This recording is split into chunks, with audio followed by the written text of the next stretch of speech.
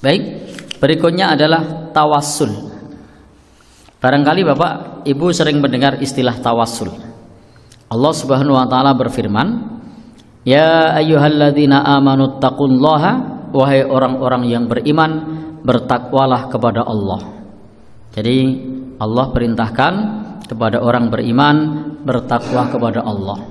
Wabtaghu ilaihil wasilah, dan carilah oleh kalian wasilah. Wajahidu fi sabilihi la'allakum tuflihun, dan berjihadlah di jalannya agar kalian beruntung.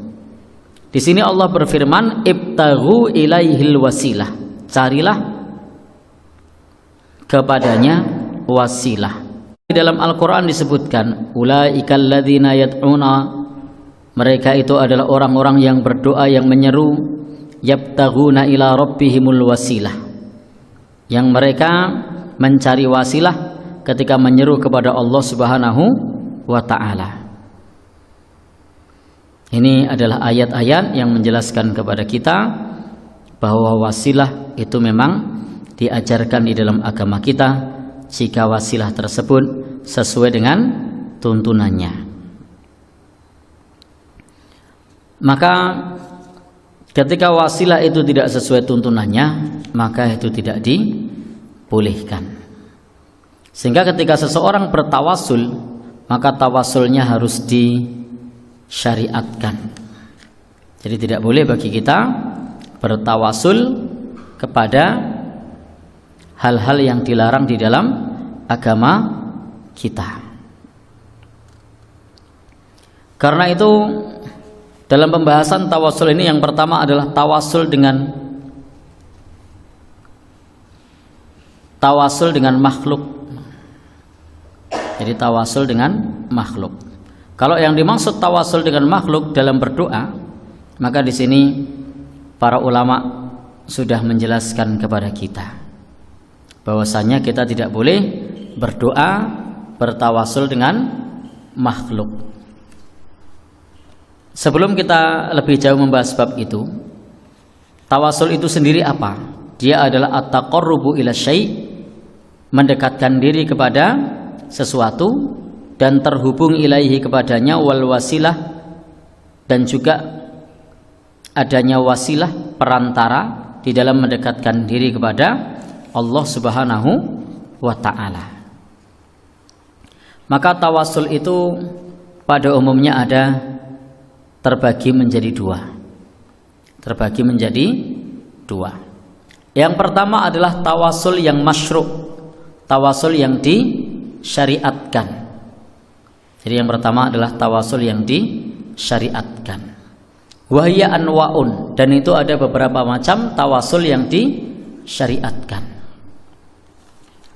An-naw'ul awwal, bentuk tawasul pertama yang disyariatkan adalah tawasul kepada Allah bi asma'ihi wa sifatihi, kama amara ta'ala bidzalika fi qawlihi walillahil asmaul husna fad'uhu biha.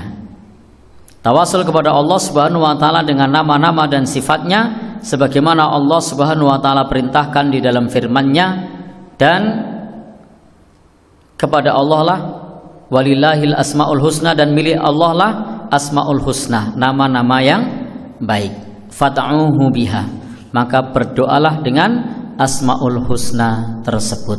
Jadi ada perintah berdoa dengan asmaul husna. Maka ini termasuk tawasul yang disyariatkan. Maka silahkan saja berdoa dengan membaca asmaul husna.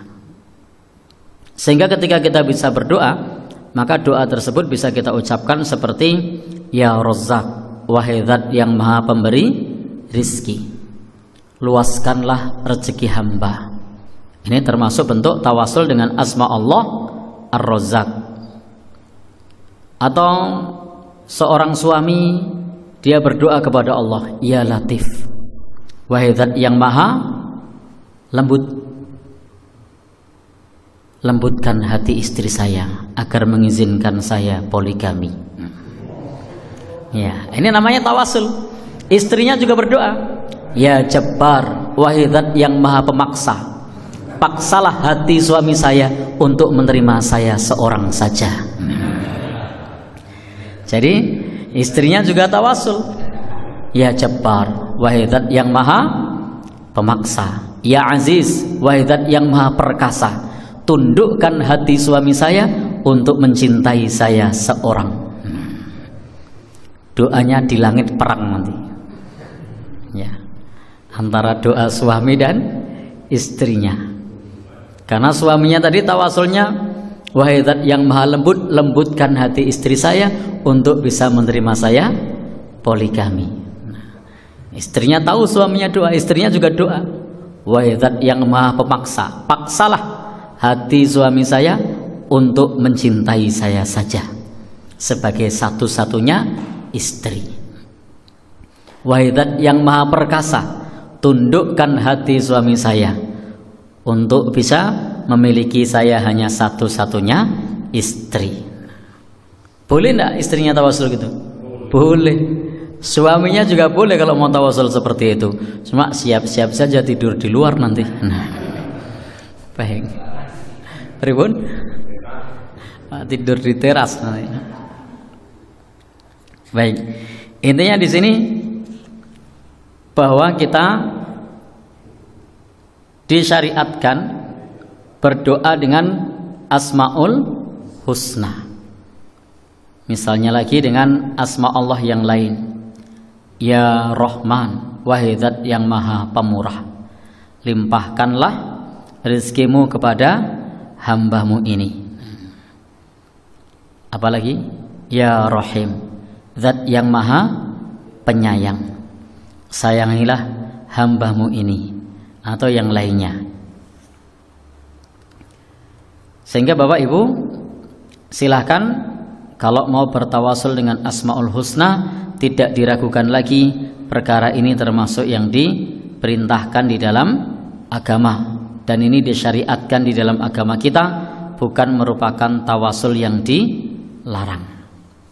Dan itu bisa tawasul setiap saat, bisa tawasul setiap saat, kapan saja monggo kalau mau bertawasul dengan menyebut nama-nama Allah Subhanahu wa ta'ala. Bisa disesuaikan dengan maknanya. Jadi bisa disesuaikan dengan maknanya. Maka kalau maknanya tentang kasih sayang, bisa mohon kasih sayang. Kalau maknanya tentang rizki, bisa mohon rizki. Kalau kita mau berdoa, maka bisa gunakan Asmaul Husna yang sesuai, sehingga memahami artinya itu juga penting. Baik Bapak Ibu, itu yang pertama yang disyariatkan. Yang kedua, an-nau'us tsani, contoh tawasul yang kedua yang disyariatkan, tawasul bil imani, tawasul dengan keimanan. Karena iman itu bagian dari amal soleh. Maka kita bisa bertawasul dengan menyebut keimanan. Sebagaimana Allah Subhanahu wa ta'ala mencontohkan di dalam Al-Quran tentang doa-doa orang yang bertawasul. Rabbana innana sami'na munadiya yunadi lil iman. Wahai Rabb kami, wahai Tuhan kami, sesungguhnya kami mendengar orang-orang yang menyeru kepada keimanan. An aminu bi rabbikum fa amanna, agar beriman dengan Rabb kalian, fa amanna, dan kami pun beriman. Nah, setelah itu baru berdoa, Rabbana faghfir lana dzunubana, wahai Rabb kami, wahai Tuhan kami, ampunilah dosa-dosa kami, wa kaffir anna sayyi'atina, dan ya Allah hapuskanlah untuk kami kesalahan-kesalahan kami, wa tawaffana ma'al abrar, dan matikanlah kami bersama dengan orang-orang yang baik. Termasuk bentuk tawasul dengan amal soleh. Ini dianjurkan di dalam agama kita. Sebagaimana hadis 3 orang yang terjebak di dalam gua, maka mereka semua kemudian bertawasul kepada Allah. Orang yang pertama berdoa, orang yang kedua berdoa, orang yang ketiga berdoa. Mereka masing-masing menyebutkan amal solehnya. Ada yang menyebutkan amal solehnya pada saat berbakti kepada kedua orang tuanya dengan menyiapkan susu, dan dia akan memberikan susu itu kepada orang tuanya sebelum kepada keluarganya. Jadi mengutamakan kepada orang tuanya. Dan ketika itu orang tuanya tidur, dia tungguin sampai bangun karena tidak mau mengganggu orang tuanya. Dan itu dia lakukan tak lain dan bukan untuk berbakti kepada kedua orang tuanya dan semata-mata mencari ridho dari Allah Subhanahu wa ta'ala. Kira-kira hari ini masih ada enggak ya anak yang baktinya sama orang tua sampai seperti itu? Ya, orang tuanya disiapkan susu sampai tidak mau mengganggu membangunkan, ditungguin sampai bangun sendiri. Kira-kira masih ada enggak yang enggak berani membangunkan orang tuanya karena baktinya sama orang tua? Atau malah diobrak-obrak? Pripun? Oh, kalau sudah tidak punya orang tua, baktinya beda lagi. Ini yang masih punya orang tua. Jadi ketika sudah tidak punya orang tua, bentuk berbaktinya bisa mendoakan, apalagi memohonkan ampun, bersedekah atas namanya, menyelesaikan nadarnya, melunasi hutangnya, bersilaturahim dengan teman-teman dekatnya, memberikan hadiah kepada teman-temannya. Ini termasuk bagian dari bentuk berbakti kepada orang tua yang sudah meninggal. Baik, kita lanjut. Maka kemudian orang tadi yang berdoa tadi berkata, wahai Allah, jika aku melakukan itu semata-mata ikhlas mengharap ridhomu, maka keluarkan kami dari tempat ini. Kemudian orang yang kedua pun juga berdoa. Dia punya amal soleh. Amal solehnya adalah terhindar dari menolak berzina, padahal kesempatan sudah berada di depan mata. Seorang paman yang jatuh cinta kepada keponakannya, maka pada saat itu dia sangat menginginkan keponakan itu, tapi keponakannya tidak mau. Sampai satu hari keponakan ini kemudian butuh uang, mendesak, dan dia pun datang menyerahkan diri kepada pamannya. Tetapi pada saat itu ponakan ini butuh uang, maka paman pun sudah siapkan sejumlah uang. Uang bukan jumlah yang kecil, tapi uang jumlah yang banyak. Dan keponakannya pun sudah siap untuk menerima risikonya. Tetapi ketika sudah berada di antara kedua kakinya, keponakan berkata, wahai paman, jangan engkau pecahkan segel kecuali dengan haknya. Maka pada saat itu kemudian paman melompat dan meninggalkan keponakannya, dan dia ikhlaskan uangnya karena mendengar kata bertakwalah kepada Allah, jangan engkau lepas segel kecuali dengan haknya. Maka dia pun tinggalkan. Wahai Allah, jika saya di dalam meninggalkan maksiat itu semata-mata mengharap ridhomu, maka keluarkan saya, keluarkan kami dari tempat ini. Itu orang yang kedua. Kemudian orang yang ketiga apa? Ada yang masih ingat? Orang yang ketiga adalah yang seorang yang punya karyawan yang gajinya belum diambil, tetapi pada saat itu kemudian uangnya itu dikembangkan menjadi hewan ternak. Hewan ternaknya banyak, sampai kemudian yang tadinya hanya gajinya sedikit sampai berkembang menjadi peternakan seluas lembah. Jadi di lembah itu ada hewan ternak, itu semua adalah dulu gajinya yang belum diambil. Tiba-tiba karyawan itu datang, wahai fulan, di mana gaji saya dulu? Maka majikannya ini berkata, yang kau lihat di depanmu itu adalah gajimu. Maka semua ternak satu lembah itu dia ambil semua, dan dia pun tidak meminta upah sedikit pun. Kira-kira ada tidak juragan kayak gini sekarang? Ya, ada. Baik. Juragane api antenan nih. Sudah dikembangkan, minta apa? Gaji dikasihkan semua. Maka kemudian memohon kepada Allah agar dikeluarkan dari gua. Ini adalah contoh tawasul dengan amal soleh, sehingga kita bisa bertawasul dengan amal soleh yang telah lalu. Sebenarnya tawasul dengan amal soleh tidak hanya tawasul dengan amal soleh yang telah lalu, tapi bisa beramal soleh kemudian tawasul. Contohnya apa? Membaca sholawat, setelah itu berdoa, karena membaca sholawat juga termasuk amal soleh. Maka sebelum berdoa, salah satu adabnya adalah membaca sholawat kepada Allah Subhanahu wa ta'ala. Apalagi amal soleh yang bisa kita amalkan? Memuji Allah. Maka sebelum berdoa, memuji Allah. Alhamdulillahirabbil alamin, hamdan na'imin, hamdas syakirin. Memuji Allah terlebih dahulu. Itu juga termasuk bentuk amal soleh. Di antara tawasul dengan amal soleh berikutnya adalah bertawasul dengan tauhid Ismullahil A'zam, dengan nama Allah yang agung, seperti tawasul yang dilakukan oleh Nabi Yunus alaihis salam. Bagaimana tawasulnya? La ilaha illa anta subhanaka inni kuntu minadh-dhalimin.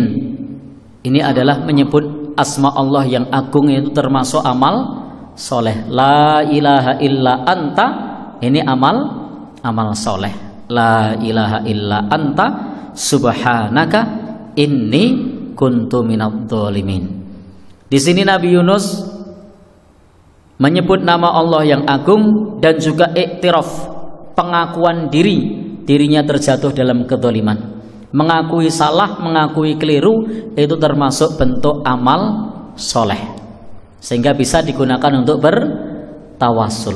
Maka sebelum berdoa kita bisa mengucap dengan ucapan serupa yang diucapkan oleh Nabi Yunus. La ilaha illa anta subhanaka inni kuntu minadh-dhalimin. Bahkan pengakuan serupa, bentuk pengakuan dosa, pernah dicontohkan oleh bapaknya seluruh umat manusia. Siapa dia? Nabi Adam alaihis salam. Di dalam bertawasul dia mengakui dosanya. Rabbana zalamna anfusana wa illam taghfir lana wa tarhamna lanakunanna minal khasirin. Wahai Rabb kami, sesungguhnya kami telah mendolimi diri kami sendiri, dan jika Engkau tidak mengampuni kami dan tidak merahmati kami, niscaya kami termasuk orang-orang yang rugi. Ini tawasulnya Nabi Adam alaihissalam. Amal solehnya adalah mengakui dirinya berdosa, mengakui dirinya zalim. Baik Bapak Ibu, jadi ngakoni keliru itu termasuk amal soleh. Jadi mengaku keliru itu termasuk amal soleh. Termasuk juga bentuk tawasul yang pernah diucapkan oleh Nabi Ayub alaihissalam, itu tawasul dengan bidharid dha'fi, dengan menampakkan kelemahan wal hajah dan kebutuhan. Jadi menampakkan diri kita lemah. Ya Allah, kami adalah hamba yang lemah, kami adalah hamba yang dhaif, kami tidak kuasa berbuat apa-apa. Itu termasuk bentuk tawasul. Nah, contoh dulu Nabi Ayub berdoa, anni massaniyad durru, aku tertimpa penyakit, tertimpa musibah. Wa anta arhamur rahimin, dan Engkau adalah yang paling penyayang di antara para penyayang. Jadi menunjukkan kelemahan diri termasuk amal soleh, dan bisa bertawasul dengan hal tersebut, dengan amal soleh itu. Termasuk amal soleh yang lain adalah sedekah. Jadi kita bisa bersedekah, lalu kemudian kita berdoa. Setelah sedekah bisa berdoa. Ta'awul mardakum bis sedekah, sembuhkan sakitmu dengan sedekah. Jadi Bapak Ibu bisa pada saat mau bertawasul sedekah terlebih dahulu baru berdoa. Tentu saja setiap kita bertawasul, doa yang kita minta bukan hanya perkara dunia, tapi terutama sekali perkara akhirat. Jadi Bapak Ibu, itu contoh-contoh tawasul. Tawasul yang berikutnya, tawasul ilallahi bidu'ais solihin. Tawasul kepada Allah dengan doa orang soleh. Doa orang soleh yang masih hidup. Jadi yang diperbolehkan adalah berdoa, bertawasul dengan doa orang soleh yang masih hidup. Kama kana sahabatu, sebagaimana dulu para sahabat Rasulullah sallallahu alaihi wasallam itu meminta Nabi kita sallallahu alaihi wasallam berdoa kepada Allah. Jadi para sahabat datang kepada Rasul agar Rasul berdoa kepada Allah. Begitu Rasul sallallahu alaihi wasallam wafat, maka mereka datang kepada paman Nabi namanya Al-Abbas dan meminta kepada paman Nabi ini untuk berdoa. Jadi orang-orang tidak datang ke makam Nabi, orang-orang tidak datang ke kuburan Nabi dan minta kepada Nabi untuk mendoakan. Tapi orang-orang datang kepada paman Nabi. Ini dalil bahwasanya kita ketika mau bertawasul, maka bertawasullah dengan doa orang-orang yang masih hidup, bukan orang yang sudah meninggal dunia. Maka tawasul dengan doa orang soleh yang masih hidup itu pernah dilakukan oleh para sahabat Rasulullah sallallahu alaihi wasallam. Sebagaimana pula di dalam hadis yang lain, ketika ada sejumlah orang hendak umroh, maka para sahabat berkata, la tansana bidu'aika ya akhi, jangan lupakan kami dalam doamu wahai saudaraku. Jadi termasuk tawasul yang disyariatkan itu adalah meminta kepada orang soleh untuk mendoakan kita. Ada orang mau tindak haji atau umroh, bisa minta doanya, tolong doakan kami di sana. Boleh. Ini termasuk tawasul yang disyariatkan. Dan ketika Nabi Shallallahu Alaihi Wasallam sudah wafat, pada saat itu sahabat Umar berkata, Allahumma inna kunna natawassalu ilaika binabiyyina. Wahai Allah, sesungguhnya kami bertawasul kepadamu dengan Nabi kami. Jadi di sini sahabat Umar mengatakan, sesungguhnya kami dahulu bertawasul dengan Nabi kami, lalu Engkau menurunkan hujan kepada kami. Wa inna natawassalu bi ammi nabiyina. Maka kami saat ini bertawasul dengan paman Nabi kami. Maka turunkanlah hujan kepada kami. Jadi ketika Nabi masih hidup, orang-orang bertawasul kepada Nabi, minta doa Nabi. Ketika Nabi wafat, orang-orang datang kepada paman Nabi, minta doa kepada paman Nabi. Maka Bapak Ibu, kalau tawasul dengan doa orang soleh yang masih hidup, itu disepakati oleh para ulama, itu disyariatkan dan itu boleh.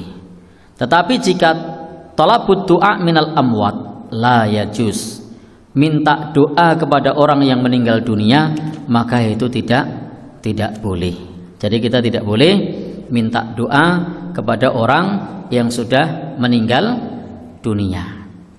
Sehingga Bapak Ibu, kita tidak boleh datang ke kubur orang lalu kemudian berkata kepada penghuni kuburnya, wahai Syekh Fulan, wahai Kiai Fulan, mohonkan kami kepada Allah agar kami rezekinya berlimpah.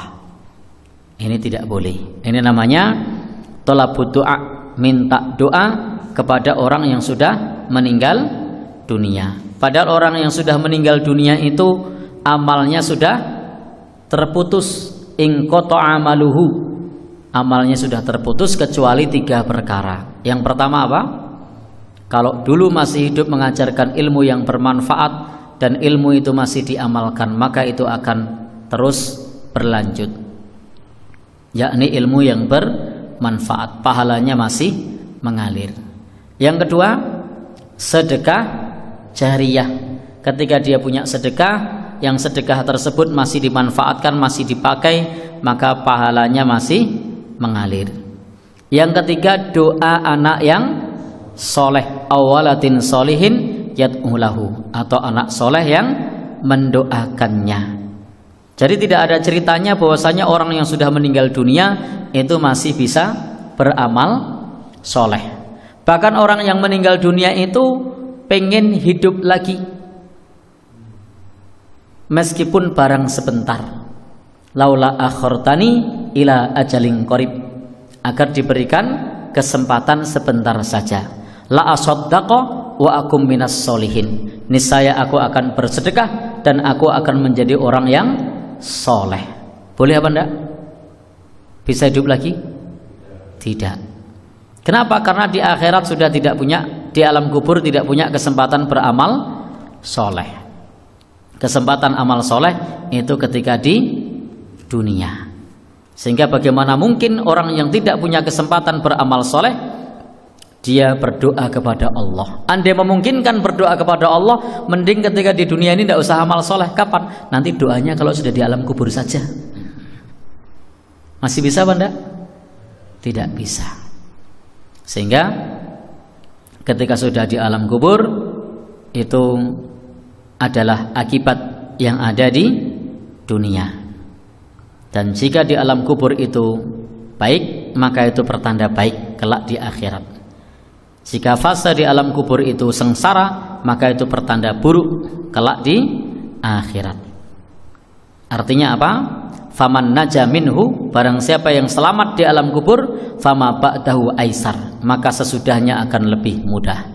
Dan barang siapa yang celaka di alam kubur, maka fama ba'dahu asyad, maka sesudahnya akan lebih sulit lagi. Sehingga jangan dianggap bahwasanya orang yang sudah mati itu bisa mendoakan orang yang masih hidup.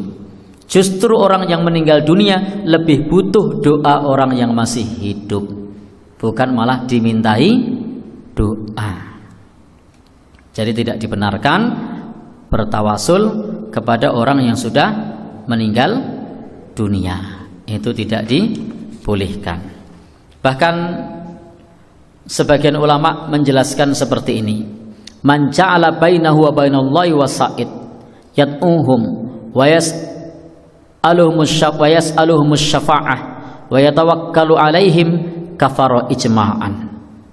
Di sini disebutkan bahwasanya barang siapa yang menjadikan antara dirinya kepada Allah perantara, berdoa kepada mereka dan minta kepada mereka syafaat dan bertawakal kepada mereka, maka ijma' ulama di sini keluar dari Islam. Artinya apa?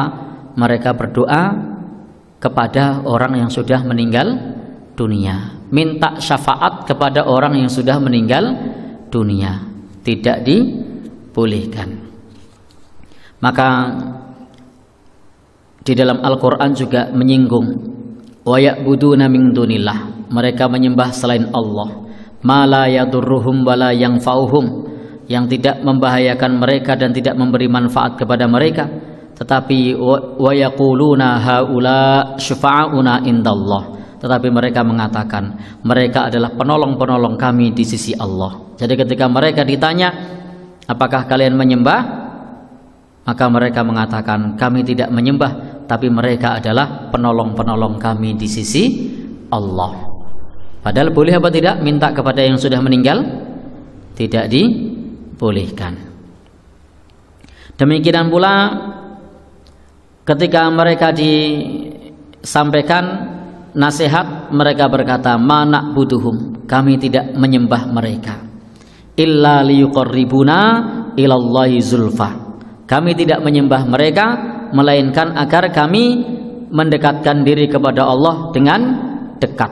Jadi mereka menganggap bahwasanya orang-orang yang sudah meninggal itu sebagai wasilah untuk mendekatkan diri kepada Allah. Mereka mengatakan ma na'buduhum, kami tidak menyembah mereka, illa liyuqarribuna, kecuali untuk mendekatkan kami ilallahi, kepada Allah, zulfa, untuk bisa dekat kepada Allah Subhanahu wa ta'ala. Itu jawaban dari mereka, dan ini dilarang di dalam agama kita, karena kita tidak boleh memohon kepada orang yang sudah meninggal dunia. Justru mereka lebih membutuhkan doa-doa kita. Baik, Bapak dan Saudara yang berbahagia yang dirahmati Allah Subhanahu wa taala, yang berikutnya termasuk tawasul yang dilarang pertama tadi adalah tawasul dengan doa orang yang sudah meninggal. Karena orang yang sudah meninggal lebih butuh doa kita, bukan malah kita mintain tolong untuk mendoakan kita. Karena kesempatan beramal soleh bagi mereka sudah terputus. Yang kedua, termasuk tawasul yang dilarang, at-tawassulu bijahin Nabi sallallahu alaihi wasallam. Bertawasul dengan kedudukan Nabi sallallahu alaihi wasallam. Ini la yajuz, tidak dibolehkan. Memang ada hadis yang sekilas terdengar seperti ini. Idza sa'altumullaha fas'alu bijahi. Apabila kalian minta kepada Allah, maka mintalah dengan kedudukanku. Fa inna jahi indallahi azim, karena sesungguhnya kedudukanku di sisi Allah itu besar. Ini adalah hadis yang didustakan, yang tidak bisa dipercaya. Laisa fi syai' min kutubil muslimin, yang tidak ada di dalam kitab-kitab kaum muslimin. Dan tidak ada pula, tidak menyebutnya pula hatum min ahlil ilmi bil hadis. Para ahli hadis tidak menyebutkan hadis ini. Dan ini tidak sahih, sehingga fahuwa la yajuz li'annal ibadat, karena itu tidak boleh, maka ia tidak boleh karena ibadah-ibadah itu tidak bisa ditetapkan illa bidalilin sahihin sharihin, kecuali dengan dalil yang sahih, dengan dalil yang sharih.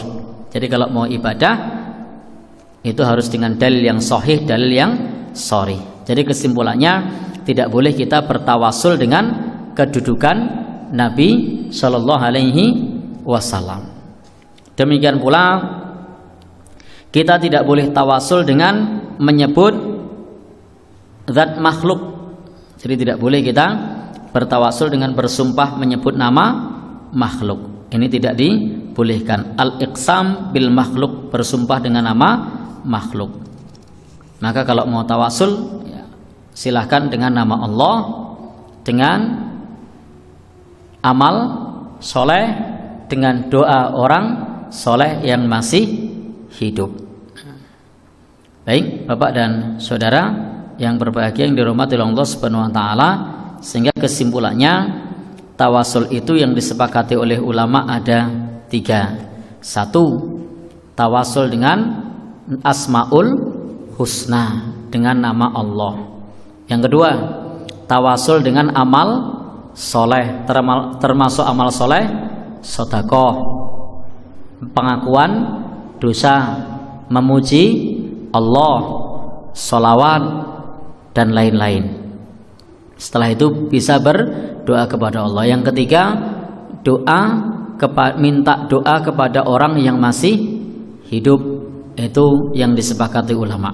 Adapun di luar itu ulama tidak sepakat, dan sebaiknya kita hindari tawasul yang tidak disepakati oleh para ulama, apalagi tawasul kepada orang yang sudah meninggal dunia. Justru orang yang sudah meninggal dunia itu lebih membutuhkan doa kita dibandingkan kita yang membutuhkan doa. Kenapa? Karena kita masih bisa melakukan amal soleh, sementara yang sudah meninggal dunia itu sudah tidak bisa lagi beramal soleh. Maka kalau mau minta doalah kepada yang masih hidup, dan kita bisa saling mendoakan, itu monggo. Tetapi kalau kepada yang sudah meninggal, maka tidak perlu kita minta doa kepada mereka. Justru doakanlah mereka, semoga Allah mengampuni dosa-dosanya, menerima amal ibadahnya. Demikian yang bisa kita sampaikan, semoga bermanfaat. Billahi taufiq wal hidayah. Subhanakallahumma wa bihamdika asyhadu an la ilaha illa anta astaghfiruka wa atubu ilaik. Wassalamualaikum warahmatullahi wabarakatuh.